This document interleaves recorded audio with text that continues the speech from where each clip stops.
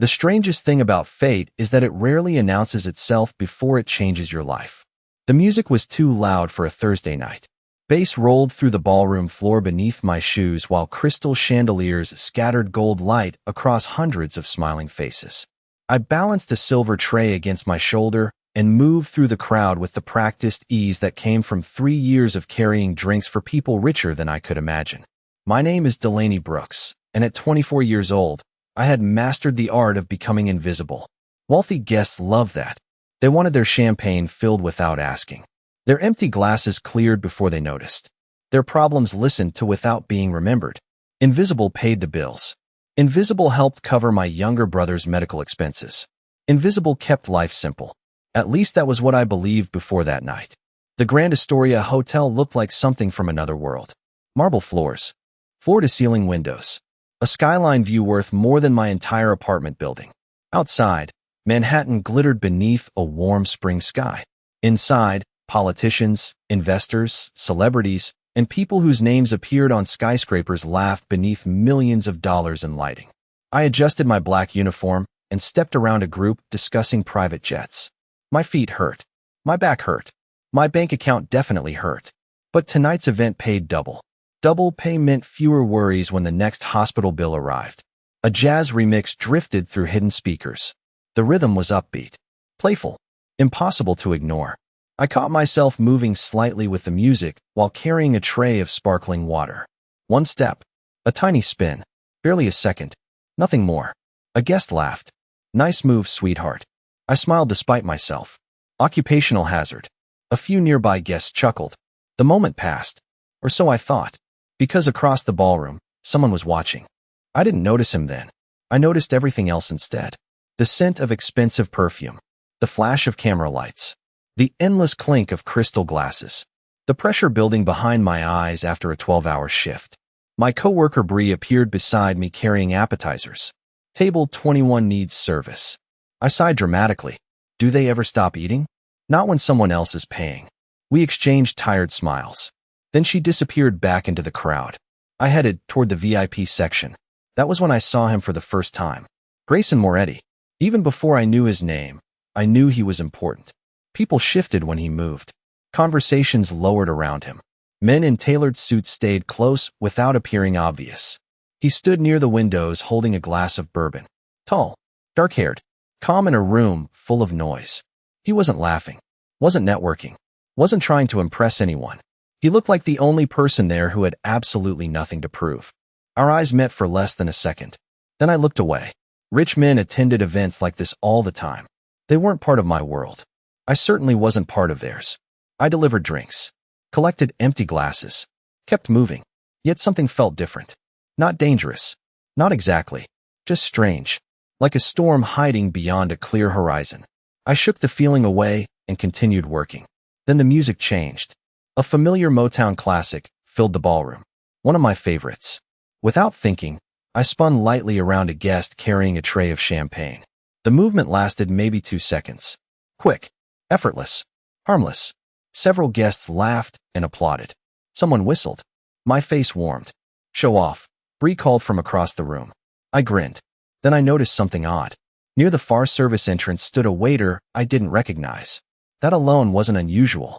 Large events used temporary staff all the time. But something felt off. He wasn't serving guests. Wasn't speaking to employees. Wasn't moving like hospitality staff. He seemed focused on only one thing. Someone. Slowly, his gaze shifted toward the VIP section. Toward Grayson Moretti. A chill slid across my skin. I told myself I was imagining things.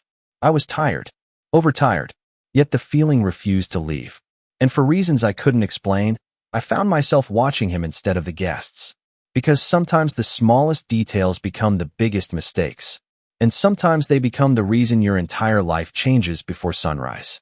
My grandmother used to say that trouble announces itself quietly. It never kicks down the door. It simply waits for someone to notice. I wished I had remembered that sooner. The ballroom continued moving around me like nothing had changed. Laughter echoed beneath the chandeliers.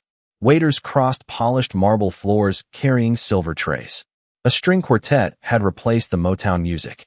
Everything looked normal. Yet I could not stop watching the unfamiliar waiter. He stood near the service entrance with a tray balanced against one hand. His uniform matched everyone else's. His posture did not. Hospitality workers moved constantly. We smiled. We nodded. We disappeared into the background. This man barely moved at all. I told myself to let it go. I had enough problems without inventing new ones. Rent was due in 9 days. My brother Owen had another specialist appointment next month. My car made a noise every time I turned left. Normal people worried about those things, not mysterious strangers. I headed toward the kitchen, carrying empty glasses. Warm air hit my face as soon as the swinging doors opened. The staff area buzzed with organized chaos. Dishes clattered. Orders flew between cooks. Someone dropped a tray and immediately apologized. Bree stood beside the dessert station. "You look distracted," she said. "Long shift. You are staring like somebody stole your puppy." I laughed. "I do not have a puppy." "Then somebody stole your sanity." She handed me a fresh tray of champagne flutes. Table 16. I grabbed the tray and headed back into the ballroom. The strange feeling followed me. Not fear. Not exactly. More like curiosity wrapped inside discomfort. My eyes drifted toward the service entrance again. The waiter was gone. Relief arrived faster than expected.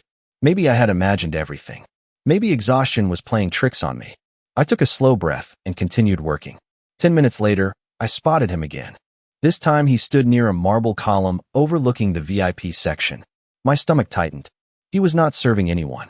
Not speaking to guests. Not collecting empty glasses. Just watching. And his attention seemed fixed on one person. Grayson Moretti. The name floated through conversations everywhere tonight. Investors mentioned him. Politicians greeted him carefully. Even hotel management seemed nervous when he walked by. I still knew almost nothing about him. Only that people paid attention when he entered a room. I moved closer to the VIP section, carrying champagne refills. Not because of him. At least that was what I told myself. Grayson stood beside the floor-to-ceiling windows. City lights reflected behind him like scattered stars. He listened while another man spoke. Calm. Patient.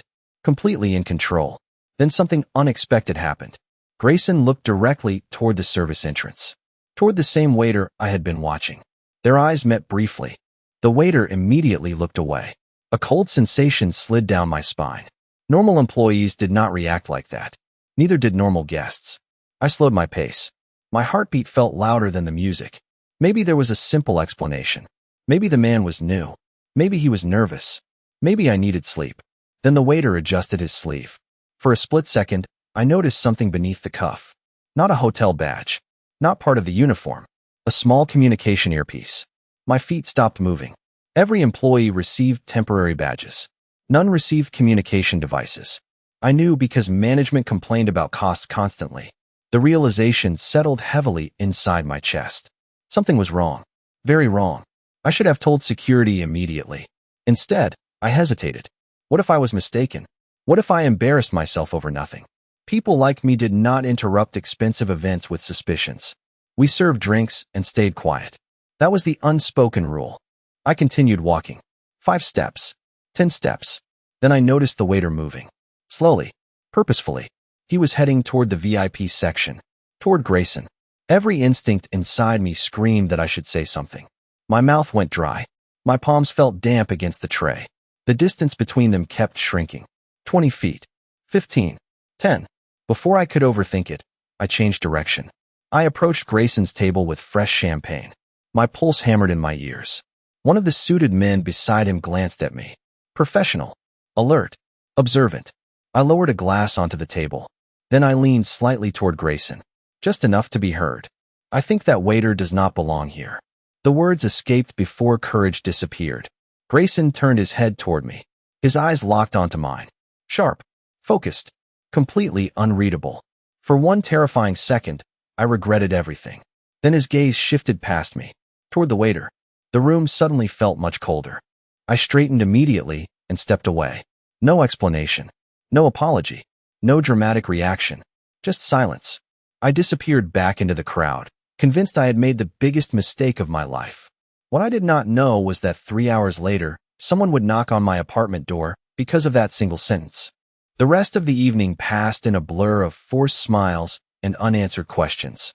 I kept waiting for someone to stop me. A manager. Security. Maybe Grayson himself. Nobody did. The event continued as though nothing unusual had happened. Guests danced. Investors exchanged business cards. Cameras flashed beneath the chandeliers. Yet I could feel tension hiding beneath the surface. Every time I glanced toward the VIP section, I noticed subtle changes. The suited men around Grayson had shifted positions. Conversations became shorter. Eyes moved more carefully. Something had happened after my warning. I just did not know what. By midnight, my shift finally ended. I changed out of my uniform in the employee locker room and slipped on my worn denim jacket. My feet ached. My shoulders felt like concrete. All I wanted was sleep. Manhattan looked different after midnight. Quieter. Softer. The city lights reflected off glass towers while distant traffic hummed like background music. I walked 3 blocks to the subway station and boarded a nearly empty train. The ride home took 40 minutes. Plenty of time for my imagination to torture me. Maybe I had embarrassed myself. Maybe the waiter had been perfectly innocent. Maybe Grayson Moretti thought I was ridiculous. I stared at my reflection in the train window. Tired eyes. Messy blonde hair. 24 years old and constantly worried about money. Definitely not the kind of woman powerful men remembered. By the time I reached Queens, I had convinced myself to forget the entire thing. My apartment building stood between a laundromat and a corner grocery store. Nothing glamorous. Nothing impressive. Just home. The hallway smelled faintly of old paint and somebody's late-night dinner. I unlocked my door and stepped inside. The familiar sight immediately relaxed me. Small living room. Second-hand couch. Bills stacked beside the television. Real life. Safe life. My younger brother Owen sat at the kitchen counter surrounded by textbooks. He looked up when I entered. "You are late. Fancy people take forever to stop celebrating themselves." Owen laughed. The sound always made me feel better. At 19, he carried more optimism than anyone I knew. Even after years of medical appointments. Even after setbacks that would have broken other people. "How was the event?" he asked. I tossed my keys onto the counter. "Strange. Good strange or bad strange? I have not decided yet." He studied me for a second. "That sounds like bad strange." I smiled despite myself. "You are probably right." We talked for another 20 minutes. About his classes. About bills. About nothing important. Eventually exhaustion won. I showered, changed into sweatpants, and collapsed onto my bed. Sleep came quickly, then disappeared just as fast. A sharp knock echoed through the apartment. My eyes flew open. Darkness filled the room. For a moment I thought I had imagined it. Then another knock came. Louder this time. I checked the clock beside my bed. 3:12 in the morning. Nobody visited at 3 in the morning. My stomach tightened. Owen appeared in the hallway wearing a confused expression. "Are you expecting someone?" "Absolutely not." The knocking returned. Calm. Controlled. Deliberate. Whoever stood outside seemed very confident. I moved toward the front door carefully. Every terrible possibility raced through my mind. Unpaid bills. Building management. Some kind of emergency. Through the peephole, I saw 2 men standing in the hallway. Dark suits. Professional posture. Expensive shoes. My pulse immediately accelerated. I recognized the type of men. I had spent an entire evening watching similar men surround Grayson Moretti. The taller man noticed movement behind the peephole. "Miss Brooks," he said calmly. "We would like a moment of your time." My hand froze on the lock. Owen stepped closer behind me. "Who are they?" I swallowed hard. Because deep down, I already knew. The strange waiter. The warning. The look in Grayson's eyes. Somehow all of it had followed me home. The man outside spoke again. "Mr. Moretti would like to meet you." The hallway fell silent. So did my apartment. So did my heartbeat.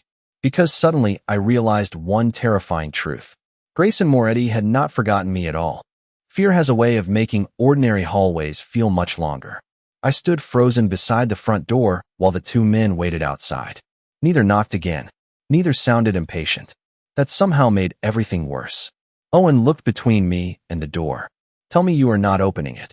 "I am definitely not opening it." The taller man spoke through the door.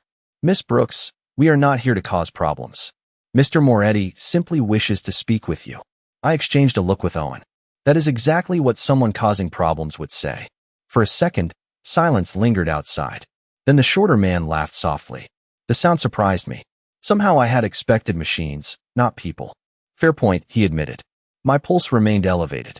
Every instinct told me to lock every door and pretend nobody was home. Yet another part of me needed answers. Because one question kept repeating itself. Why? Why would someone like Grayson Moretti care about a waitress from Queens? I finally cleared my throat. It is 3 in the morning. We are aware. Normal people sleep at 3 in the morning. Another pause. Mr. Moretti is not known for being normal. That answer should not have amused me. Somehow it did. Owen folded his arms. Absolutely not. I know. You are not going anywhere. I know. The problem was that I was no longer completely sure. Curiosity can be dangerous, especially when mixed with fear. I carefully unlocked the deadbolt, but kept the security chain in place. The door opened a few inches. Both men stood exactly where I expected. Dark suits, professional posture, calm expressions. Neither looked threatening. Neither looked friendly either. They looked efficient, like people who solve problems for a living. The taller man nodded politely. Miss Brooks. Who are you? My name is Vincent. He gestured toward his companion. This is Adrian. What does Grayson Moretti want? Neither answered immediately. That told me everything. They either did not know or were not allowed to say. Vincent reached inside his jacket. My muscles instantly tightened. He slowly removed a business card instead. Gold lettering reflected the hallway light. He slid it through the opening. Mr. Moretti requested a meeting. I stared at the card. Expensive paper. Simple design. One phone number. Nothing else. A meeting? Yes. About what? You should hear that directly from him. I almost laughed. That is not suspicious at all. Adrian smiled slightly. It sounds suspicious when you say it out loud. Owen stepped closer beside me. She is not interested. Vincent glanced at him respectfully. That is her decision. I looked down at the card again. Part of me expected hidden threats. Secret messages. Something dramatic. There was nothing. Just a phone number. Clean. Simple. Normal. Which somehow felt stranger than anything else tonight. If I say no? I asked. Vincent answered immediately. Then you say no. I blinked. That is it. That is it. Nobody forces me into a car? No. Nobody follows me? No. Adrian shook his head. Miss Brooks, if Mr. Moretti wanted to force a meeting, we would not be standing in a hallway asking permission. The honesty caught me off guard. I studied both men carefully. They appeared sincere, calm, patient, completely unlike the terrifying scenarios my imagination had invented. Vincent glanced at his watch. We should leave. I frowned. Just like that. Just like that. He nodded toward the card. The invitation remains open. Before I could think of another question, both men turned and walked away. No pressure. No dramatic speech. No threats. Their footsteps faded down the hallway. Then they disappeared around the corner. I slowly closed the door and locked every lock available. Owen stared at me. Well, that was weird. Very weird. We stood in silence for several seconds. Then he pointed toward the card. You are thinking about it. Maybe. Delaney. I know. Do not do anything stupid. I looked at the gold lettering again. My life had always been predictable. Work. Bills. Hospital appointments. Repeat. Then one strange night changed everything. A warning whispered beside a champagne glass. A powerful man who remembered my name. An invitation delivered before sunrise. I should have thrown the card away. I should have forgotten the entire thing. Instead, I carried it into my bedroom and placed it on the nightstand beside my alarm clock. Then I spent the rest of the night staring at the ceiling, wondering why Grayson Moretti wanted to meet me so badly. And somewhere across Manhattan, a man I barely knew was apparently waiting for my answer. By sunrise, I had made exactly 0 decisions and lost every chance of getting real sleep.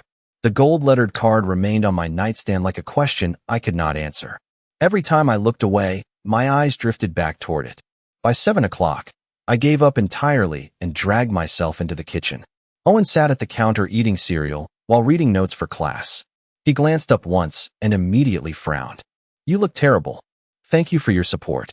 Did you sleep at all? Not enough. He pointed his spoon toward the card in my hand. That thing is the reason. Unfortunately, he was right.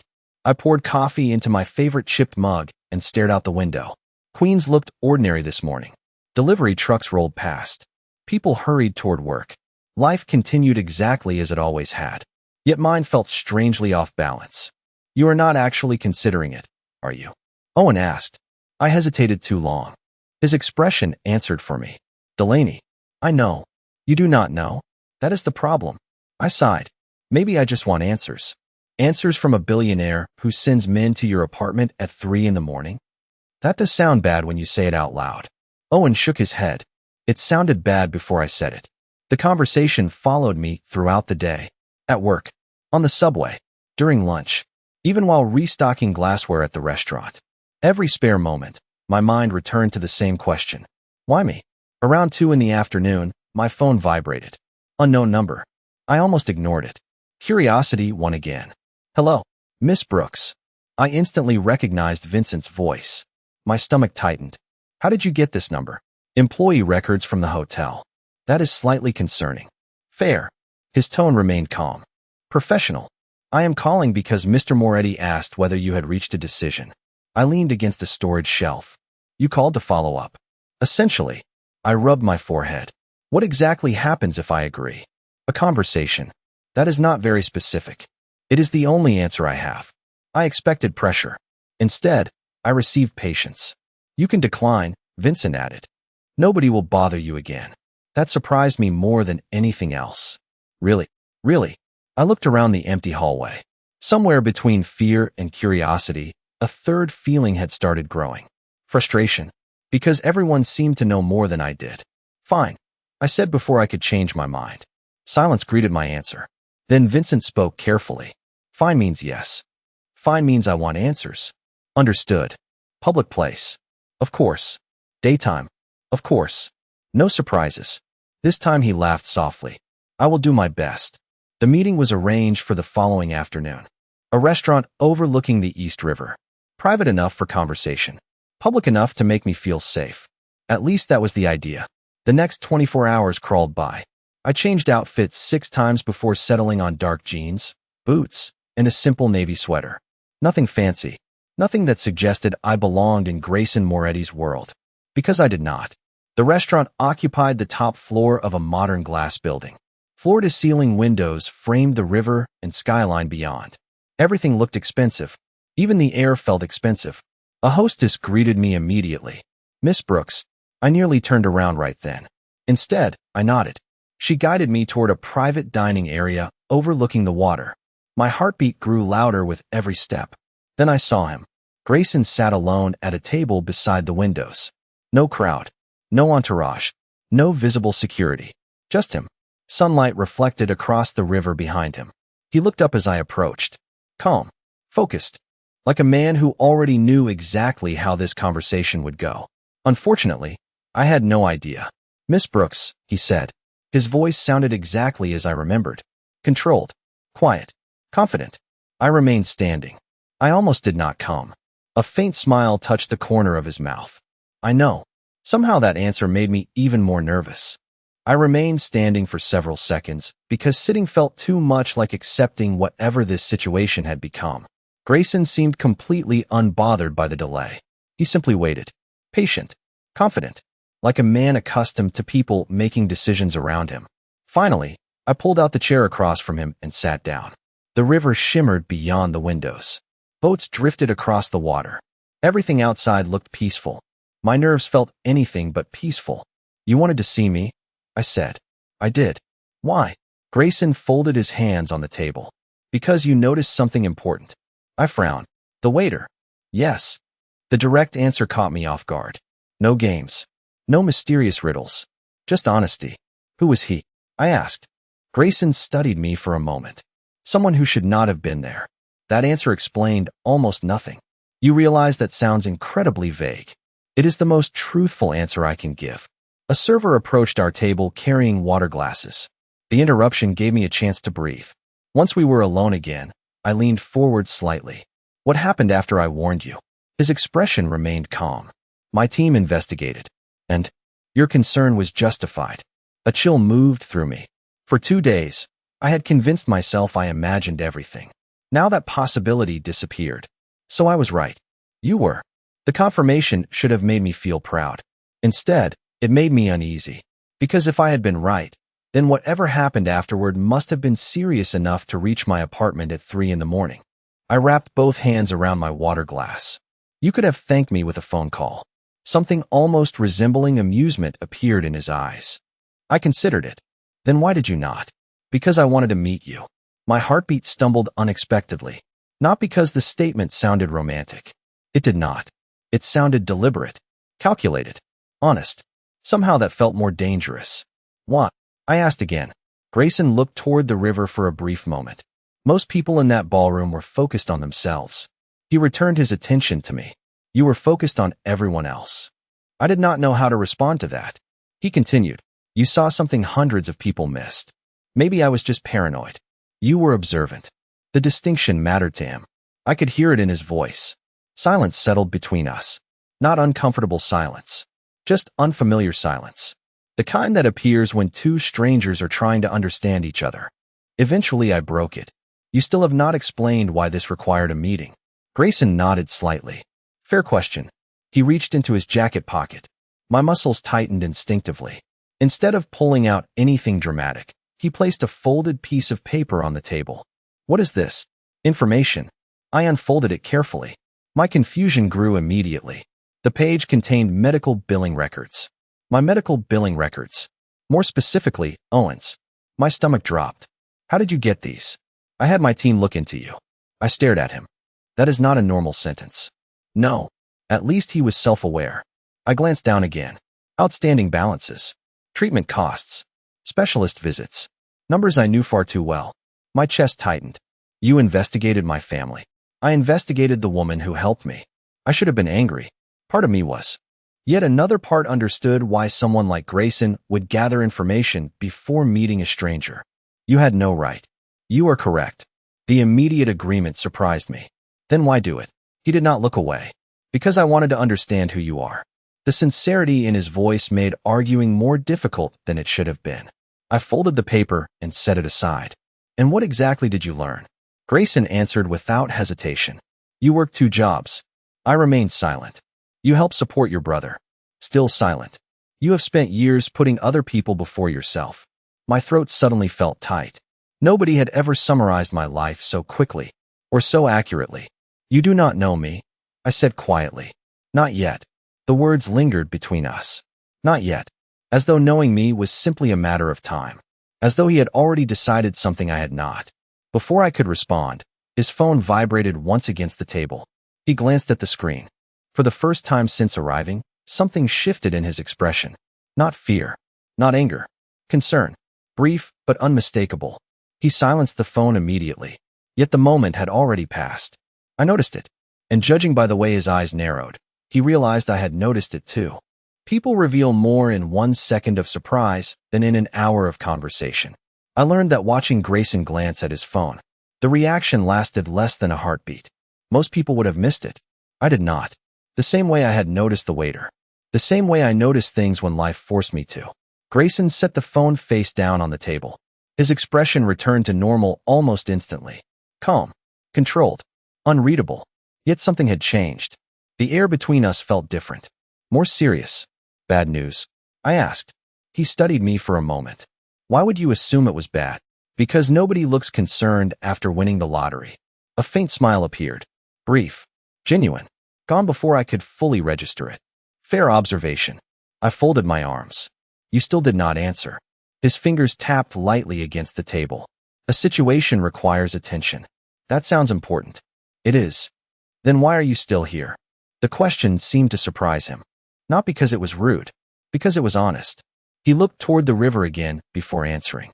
Because this conversation is also important.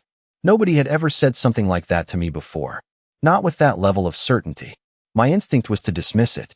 Yet something in his voice made that difficult. A server arrived carrying lunch menus. Neither of us reached for them. The poor man hesitated awkwardly before leaving them anyway. Once he walked away, I leaned forward.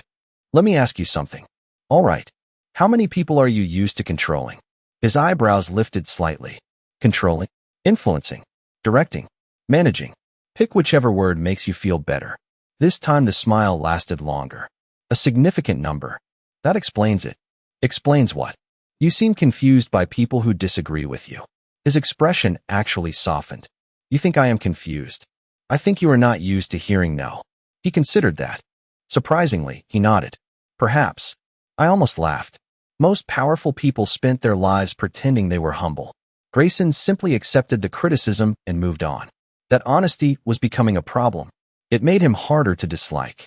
I almost declined the meeting, I admitted. I know. How? Because you are cautious. That is one word for it. It is an intelligent word. Silence settled briefly. Comfortable this time. Less guarded than before. Then Grayson reached into his jacket again.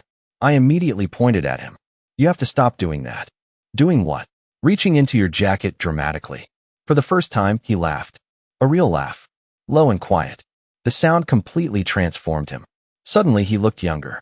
Less intimidating. More human. Noted, he said. He removed a small envelope and placed it on the table. My suspicion returned immediately. What is that? Something I would like you to have. I do not like that sentence. Open it. I stared at the envelope. Every survival instinct I possessed screamed not to touch it. Unfortunately, curiosity remained undefeated. I opened it carefully. Inside was a folded document. My eyes widened as soon as I read the first line. It was from the medical center handling Owen's treatment. I quickly flipped through the pages. Numbers. Accounts. Payment confirmations. My breathing slowed, then stopped entirely. What is this? My voice barely worked. The outstanding balance has been cleared. I looked up so quickly my neck hurt. What? Your brother's treatment expenses. No. The answer came immediately. Automatic. Grayson remained calm. Delaney. No. I pushed the papers back toward him. Absolutely not. Several nearby diners glanced over. I lowered my voice. You cannot do this. I already did. That is not how normal people behave. We established earlier that I am not normal. Under different circumstances, I might have laughed. Instead, I felt overwhelmed. Confused. Angry. Grateful. All at once. The worst combination imaginable. I did not ask for this. I know. Then why? For the first time since arriving, Grayson looked directly into my eyes and held the gaze. Because your brother should not suffer because you chose to help a stranger. The restaurant seemed quieter suddenly. The city beyond the windows seemed farther away. Everything narrowed to that single sentence. Not because of the money. Not because of the gesture. Because he genuinely meant it. That was the dangerous part. A phone vibrated somewhere nearby. Conversations continued around us. The river sparkled beneath afternoon sunlight. Yet none of it felt real anymore. Because at that exact moment, I realized my life was beginning to move in a direction I could no longer predict. The problem with life-changing gifts is that they never arrive at convenient moments. I stared at the paperwork while my emotions argued with each other. Relief battled pride. Gratitude collided with suspicion. Nothing inside me knew how to react. You cannot buy my trust, I said quietly. Grayson nodded once. I know. Then why does this feel exactly like that? He leaned back slightly. Because you have spent your entire life expecting conditions. The answer hit harder than I expected. Not because it was cruel. Because it was accurate. Every bill came with conditions. Every favor came with expectations. Every promise eventually demanded repayment. That was how the world worked. At least the world I knew. There is always a catch, I said. Not always. Usually. Perhaps. I looked down at the documents again. The numbers represented years of stress. Years of impossible decisions. Overtime shifts. Missed opportunities. Endless worry. Gone. Just like that. It felt unreal. Owen is going to think I lost my mind. A faint smile appeared. He seems protective. He thinks you are dangerous. Grayson did not appear offended. He is probably correct. I laughed before I could stop myself. The sound escaped unexpectedly. For a moment, neither of us spoke. Then his phone vibrated again. This time he checked it immediately. Whatever he read erased the remaining traces of amusement from his face. The change was impossible to miss. The situation again? I asked. He placed the phone down slowly. Yes. Something related to the event? His eyes narrowed slightly. Not from anger. From calculation. As though deciding how much to tell me. Possibly. That sounds like a yes. Another moment passed. Then he surprised me. After you spoke to me that night, several things changed very quickly. My pulse immediately increased. Because of the waiter? Because of what he represented. The answer created more questions than it solved. And now? Grayson glanced toward the windows. Now I am trying to make sure certain problems stay resolved. A cold sensation settled in my stomach. I did not like the way that sounded. Not because he seemed threatening. Because the situation seemed larger than I understood. Grayson. He looked back at me. Am I involved in something I should be worried about? For the first time since meeting him, He hesitated. Just slightly. Just enough. My heart sank. That is not the reaction I wanted. Delaney. That is definitely not the reaction I wanted. He exhaled slowly. I do not believe you are in danger. Believe. Not know. Believe. The distinction mattered. Apparently it mattered to him too because his expression tightened immediately afterward. You are not helping. I am being honest. I am beginning to see that honesty is not always comforting. A shadow crossed his features. Not irritation. Regret. Then his phone rang. Not vibrated. Rang. The sound cut through the conversation. Grayson looked at the screen. Whatever name appeared there changed everything. He answered immediately. What happened? His voice became colder. Sharper. Focused. I could only hear one side of the conversation. Yet that was enough. When? A pause. Who knows? Another pause. His jaw tightened. Keep everyone calm. I will handle it. The call ended. Silence followed. I stared at him. He stared at the phone. Neither of us spoke for several seconds. Finally, I asked the obvious question. How bad is it? Grayson looked directly at me. The calm businessman from 10 minutes ago seemed gone. In his place sat the man people whispered about in ballrooms. Powerful, decisive, dangerous in ways that had nothing to do with violence. Bad enough that I need you to leave through a private exit. My heartbeat immediately accelerated. What? He stood. Because someone has started asking questions about a waitress named Delaney Brooks. My mind immediately rejected what I had just heard. Someone is asking questions about me. The words sounded ridiculous even as I said them. I was a waitress from Queens. Nobody asked questions about people like me. Grayson stepped away from the table and picked up his jacket. Every movement felt deliberate, efficient, controlled. How many people know your name? I asked. Too many. That was not comforting. Not even a little. The restaurant suddenly felt different. The beautiful river view. The quiet conversations. The polished floors. None of it seemed relaxing anymore. My pulse had already started climbing. Who is asking? Grayson looked toward the entrance. That is what I am trying to determine. And you think it is connected to me? I know it is connected. The certainty in his voice made my stomach tighten. I stood from my chair. I do not understand. I know. Then explain it. For a moment, I thought he might refuse. Instead, he surprised me. After the event, several individuals became interested in what happened that night. I folded my arms. Because of the waiter. Yes. And now they know I spoke to you. Apparently. Every answer created 3 new questions. My head felt full of static. I was trying to help. I know. I did not sign up for whatever this is. His expression softened slightly. I know that too. Somehow those 4 words made everything worse. Because he sounded sincere. He sounded guilty. A man in a dark suit appeared near the private dining room entrance. He did not interrupt. He simply waited. Grayson noticed him immediately. Their eyes met briefly. Some silent message passed between them. The man nodded once, then disappeared again. My heartbeat accelerated. What was that? A reminder that we should leave. Now. Immediately. I stared at him. You are serious. Very. Outside the windows, the afternoon sun reflected across the river. The city looked normal. Beautiful even. Yet suddenly I felt like I was standing at the edge of something I could not see. I need to call Owen. You will. He worries. I can tell. I grabbed my phone from my purse. 3 missed messages already waited on the screen. All from Owen. I almost laughed. Apparently, my brother possessed supernatural timing. We moved through a private hallway behind the restaurant. The elegant public spaces disappeared quickly. Quiet service corridors replaced them. The walls became plain, functional, unremarkable. My boots echoed against the polished floor. Grayson walked beside me without speaking. For the first time since meeting him, he seemed distracted, focused on something beyond our conversation. That worried me more than anything else. Powerful people usually frightened me when they acted confident. Grayson frightened me when he acted concerned. We reached a private elevator. The doors opened immediately. Someone had clearly prepared this route in advance. I stepped inside beside him. The doors closed. Silence filled the small space. Finally, I looked at him. Really looked at him. Not the businessman. Not the mysterious billionaire. Just the man standing beside me. You expected this, did you not? His jaw tightened slightly. That was answer enough. Grayson, I hoped I was wrong. That is not a no. He exhaled slowly. No. The elevator continued descending. My stomach sank with it. Then why meet me at all? I asked quietly. Because I wanted to thank you. The answer came instantly. No hesitation. No calculation. Just truth. I looked away before he could see how much that affected me. The elevator doors opened into a private parking area. Several vehicles waited nearby.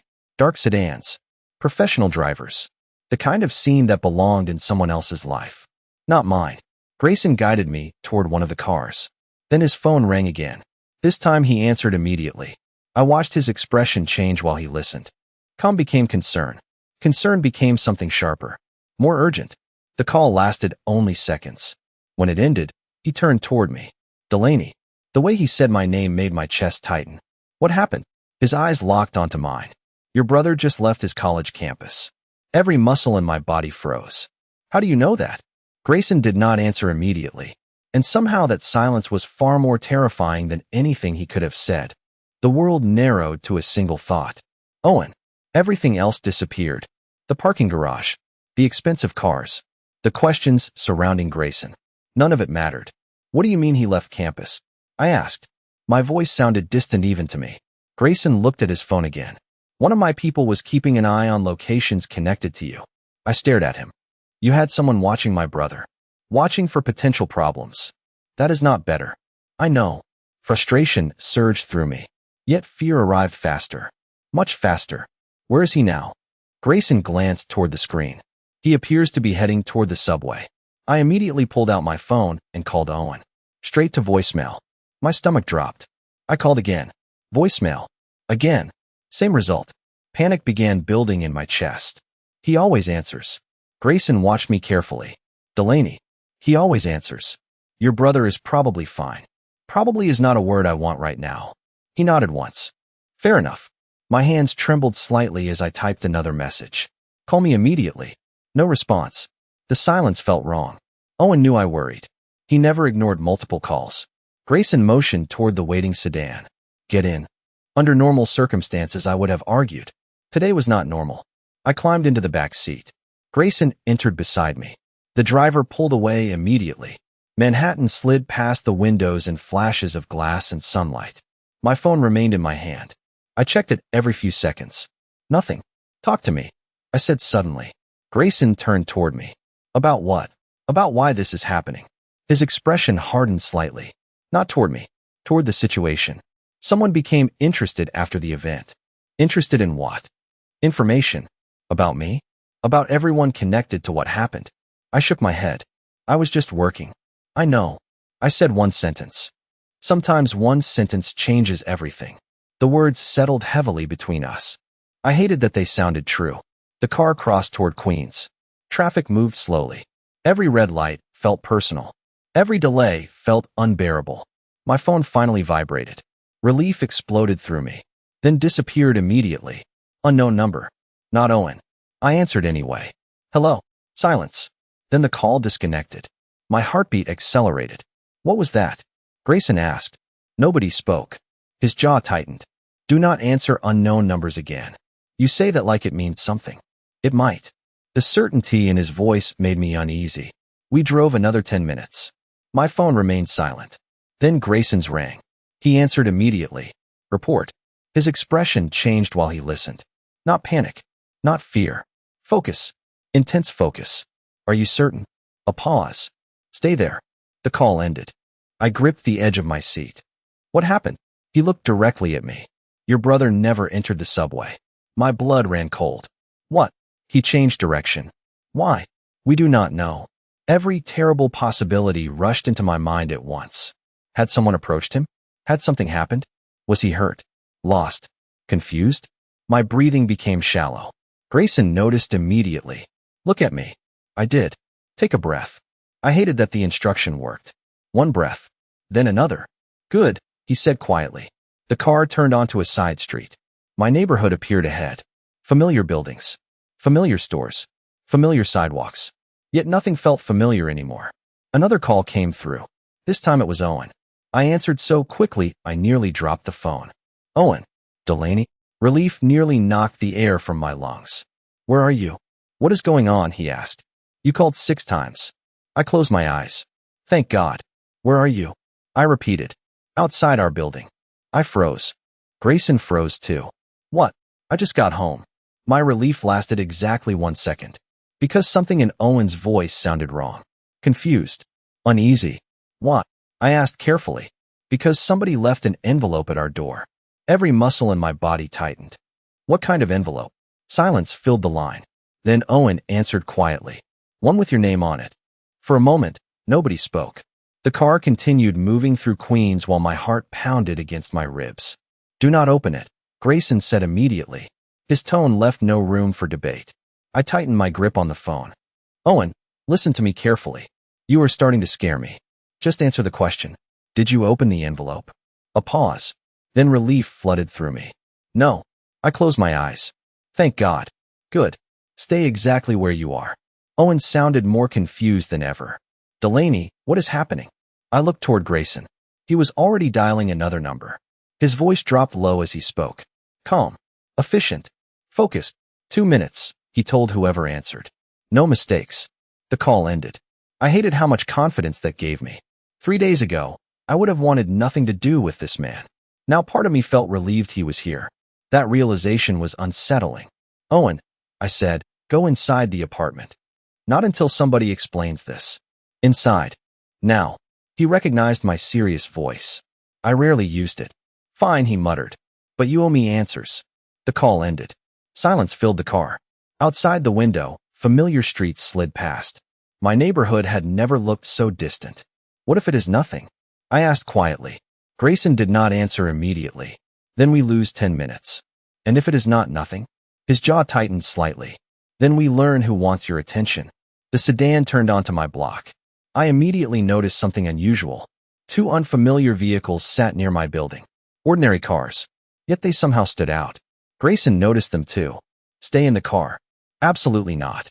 His eyes shifted toward me. Delaney, my brother is upstairs. Before the argument could continue, another vehicle pulled in behind us. Vincent stepped out. He moved quickly toward Grayson's window. Their conversation lasted only seconds. Then Vincent looked directly at me. Your brother is safe. Relief hit so hard I almost laughed. And the envelope? I asked. Vincent exchanged a glance with Grayson. Neither looked pleased. That answer worried me more than words. What was inside? I pressed. Grayson opened the door.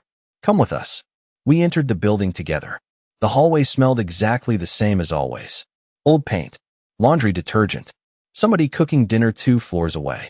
Ordinary things. Yet tension followed us upstairs like a shadow. Owen opened the apartment door before I could reach for my keys. The second he saw Grayson, his eyebrows shot upward. You. Grayson nodded politely. Owen. My brother looked at me. Why does he know my name? Long story. I would love to hear it. Later. Owen stepped aside. We entered the apartment. The envelope sat untouched on the kitchen counter. Plain white. No return address. Just my name written neatly across the front. Seeing it in person sent a chill through me. It looked so ordinary. That was what made it unsettling. Grayson approached the counter. Vincent stood nearby. Nobody touched the envelope immediately. Finally, Grayson opened it carefully and removed a single folded sheet of paper. His expression changed the moment he read it. Not fear. Not anger. Recognition. What does it say? I asked. He handed it to me. My hands trembled slightly as I unfolded the page. There was only one sentence. No signature. No explanation. Just 7 words written in clean black ink. We know she was the one who noticed. The room became completely silent. Owen read the sentence over my shoulder. What does that mean? Nobody answered right away. Because deep down, all of us understood exactly what it meant. Someone else had been watching that night too. Some truths arrive quietly. Others arrive on a sheet of paper left on your kitchen counter. Nobody spoke for several seconds. The message seemed to absorb all the air in the room. Owen looked from me to Grayson and back again. Somebody needs to explain what is happening. His voice remained calm. That worried me. Owen only became calm when he was genuinely scared. I folded the note carefully and placed it back on the counter. My hands felt colder than before. They know I warned Grayson. Vincent nodded once. That appears to be the case. How? I asked. I barely spoke. Grayson remained focused on the note. Because someone was paying attention. The answer made my stomach sink. Suddenly the ballroom returned in perfect detail. The music, the lights, the unfamiliar waiter, the feeling of being watched. I had assumed I noticed everything important that night. Apparently, I had been wrong. Owen leaned against the counter. Who are these people? Grayson finally looked up. People who are asking the wrong questions. That is not an answer. It is the only one I can give right now. My brother looked ready to argue. Surprisingly, he stopped himself. The seriousness in Grayson's voice seemed to reach him too. Vincent's phone vibrated. He checked the screen and immediately moved toward the living room window. His expression tightened slightly. What? I asked. He looked back toward us. Nothing urgent. Nobody believed him. Not even a little. Grayson walked toward the window beside him. They exchanged a few quiet words. Then Grayson returned. His decision seemed already made. You should not stay here tonight. The statement landed like a stone. What? I asked. Absolutely not, Owen added. Grayson remained calm. Whoever left that note knows where you live. That does not mean I abandoned my apartment. It means someone wants your attention. I folded my arms. I am tired of people deciding things for me. His expression softened slightly. I know. Do you? More than you think. The answer caught me off guard. For a moment, something changed in his eyes. The distance between billionaire and waitress disappeared. All I saw was a man carrying responsibilities he never seemed able to put down. Then the moment passed. This is temporary, he said. One night. And tomorrow? Tomorrow we know more. Owen crossed his arms. I am not leaving her alone. Grayson nodded immediately. You should come too. My brother blinked. Apparently that was not the response he expected. Both of us. Both. Silence followed. Outside, evening light had begun fading across Queens. The apartment felt smaller than usual. The walls suddenly seemed less secure. Less familiar. Less safe. I hated that feeling. This place held years of memories. Struggles. Victories. Hospital bills paid one paycheck at a time. It was home. Yet for the first time, I found myself looking at the front door differently. Looking at the windows differently. Looking at the note differently. Someone had reached into my ordinary life and left a message. Not a threat. Not exactly. Something worse. Proof. Proof that they knew who I was. Proof that they were watching. My phone buzzed unexpectedly. A text message appeared from an unknown number. Only 3 words. Check the photo. My blood ran cold. Attached below the message was a single image. I opened it before common sense could stop me. The photo had been taken from across the street earlier that afternoon. It showed me leaving the restaurant beside Grayson. The picture was clear. Detailed. Deliberate. Someone had followed us. Someone had watched. Someone wanted us to know it. Owen saw my expression immediately. What is it? I handed him the phone. The room became silent again. Grayson looked at the image. For the first time since I met him, genuine anger flashed across his face. Brief. Controlled. Gone almost instantly. Yet I saw it. And so did Vincent. Because whatever game had started after that night was no longer about questions. Someone had finally made their first move. There is a moment when fear stops feeling like an emotion and starts feeling like a fact. That moment arrived when I looked at the photograph. Someone had followed me. Someone had watched me. Someone wanted me to know it.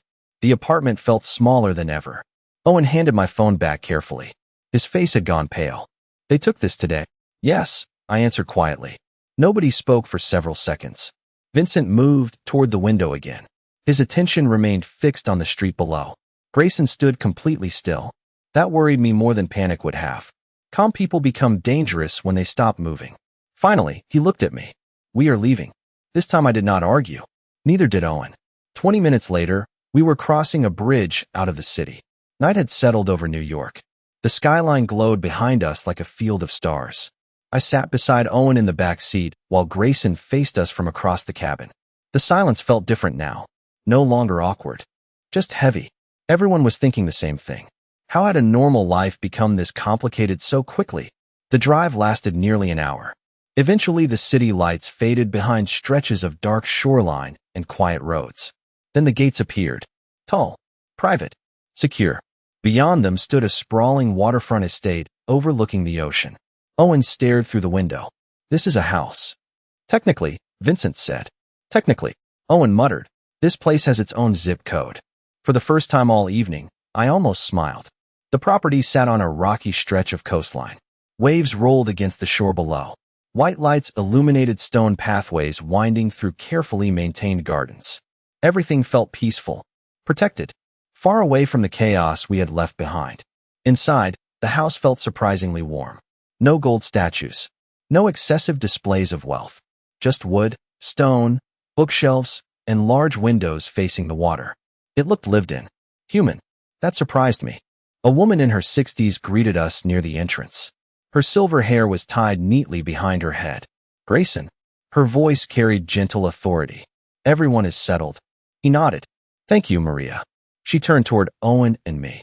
Her smile immediately softened the room. You must be Delaney. I blinked. You know my name. I know anyone important to Grayson. The answer caught both of us off guard. Grayson looked away first. Interesting. Very interesting. Maria guided us toward guest rooms overlooking the ocean. Owen disappeared into his room almost immediately. Exhaustion had finally caught him. I understood. It had caught me too. Yet sleep refused to come. An hour later, I stood alone on a balcony overlooking the dark water. Wind moved through my hair. Waves crashed softly below. The ocean had always helped me think. Unfortunately, tonight it only gave me more questions. A sliding door opened behind me. I already knew who it was. Grayson stepped onto the balcony carrying 2 cups of coffee. You should be sleeping, he said. So should you. He handed me one of the cups. We stood in silence for a while. The ocean stretched endlessly before us. Finally, I asked the question that had been bothering me for days. Why are you doing all this? Grayson looked toward the horizon. Because this started with me. No, it started because I noticed something. He shook his head. No. His voice grew quieter, more honest. It started because you chose to care when everyone else looked away. The words settled heavily between us. I stared at the waves below. Most people would have done the same. No. The answer came immediately. Certain. Absolute. Most people would have protected themselves. I looked at him. And you? A faint smile appeared. Sadder than any smile I had seen from him before. I spent years believing the world only respected power. The wind carried his words into the darkness. Then a waitress reminded me that courage matters too. For a moment, neither of us spoke. The ocean filled the silence. Somewhere below, waves broke against stone. Then I realized something important. The fear was still there. The uncertainty was still there. Yet it no longer felt like I was facing it alone. And sometimes that changes everything.